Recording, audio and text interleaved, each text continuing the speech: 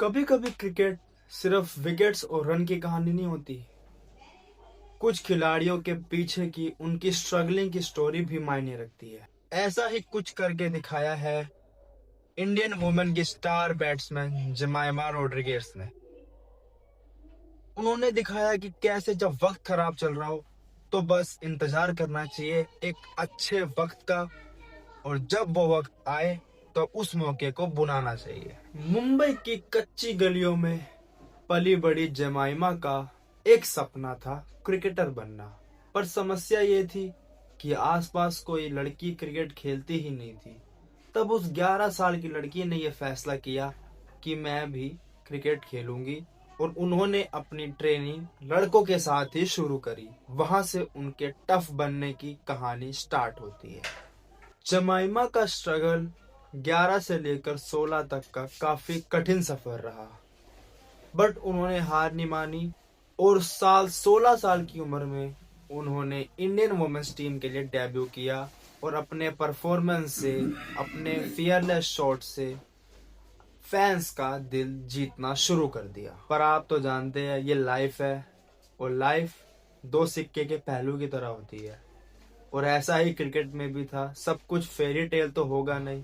तो साल 2019 में जमाइमा के लिए एक सेटबैक आया, जहां उनके बल्ले से बिल्कुल रन नहीं आ रहे थे। तो वहीं टीम से बार बार अंदर बाहर का सफर जारी था।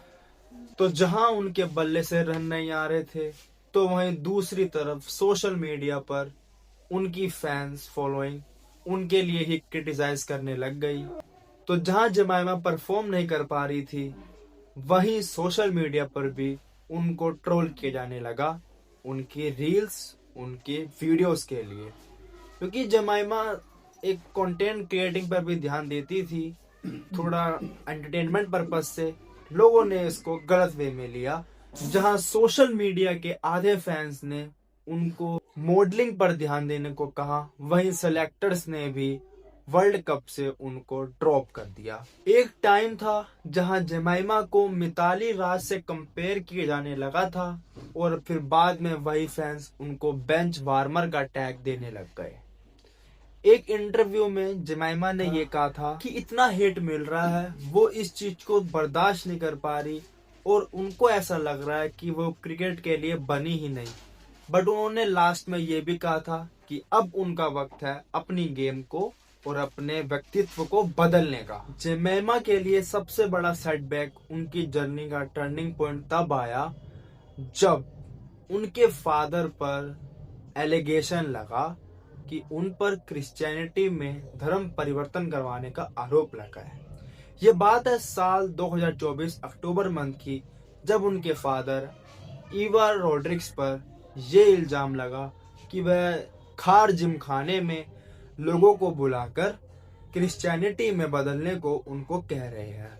इसमें उनके फादर का यह बयान था कि वह सिर्फ वहां पर कुछ क्रिश्चियन लोगों के साथ प्रे करने जाते थे, जिसको लोगों ने काफी गलत वे में ले लिया। बट जो जिम खाना की तरफ से डिबेट आती है कि वह लोगों को धर्म परिवर्तन करने पर प्रवोक करते हैं, और ये चीजें काफी कॉम्प्लीमेंट हो गई, जिससे उनको जिम खाना की मेंबरशिप से भी बाहर कर दिया गया। उन पर कोई बैन नहीं लगाया, कोई पनिशमेंट नहीं किया, उनको वहां से सस्पेंड कर दिया काफी कुछ समय के लिए उनकी मेंबरशिप को। तो ये भी चीज जमाइमा के माइंड में स्टक हो चुकी थी कि एक तो परफॉर्मेंस नहीं आ रही, दूसरा जो चीजें उनके पास है वो भी चीजें उनसे खोती चली जा रही है। इस कंट्रोवर्सी का जमाइमा पर काफी इम्पैक्ट पड़ा, और ये बात लाजमी भी है। मेंटल हेल्थ इशू होना, एंजाइटी होना जमाइमा के लिए ये आम हो चुका था। अब बस जमाइमा के पास एक मौका था इन सब चीजों को जवाब देने का, और अब वक्त था अपने हेटर और ट्रोलर्स को जवाब देने का। और ये मौका आया साल 2025 India women's versus Australia women's semifinal का नॉकआउट मुकाबला, जहां पर लक्ष्य था 339 का अगेंस्ट ऑस्ट्रेलिया, और आई वो एक अलोन वॉरियर नॉक, जहां पर उन्होंने अपनी टीम को फाइनल की दहलीज पर ले गई और माइटी ऑस्ट्रेलिया को हरा दिया। उनका वो इमोशन फील्ड पर साफ दिख रहा था कि किस प्रकार से वो रो रही थी, अपने फादर को गले मिल रही थी, अपनी फैमिली से मिल रही थी, क्योंकि वो बर्डन उनके कंधों पर काफी समय से था और उन चीज को वो डिस्क्राइब करना चाहती थी और उन्होंने डिफाइन किया अपनी इस नॉक से। सब के सब मुंह बंद कर दिए उसने कि हाँ, मैं यहाँ अपनी टीम, अपने देश के लिए खड़ी हूँ। और कहानी अब पूरी बदल चुकी है। अब लोग डिमांड करते हैं कि जेमाइमा फनी कंटेंट चालू रखे, रील्स बनाए और लोगों को एंटरटेन करे, और जब जो मौका मिले अपनी टीम के लिए भी परफॉर्मेंस करे। तो जेमाइमा एक अपने आप में इंस्पिरेशन है कि कैसे लड़कियों को अगर उनको क्रिकेट या कुछ भी स्पोर्ट्स खेलना है तो वो खेले, निडर होकर खेले।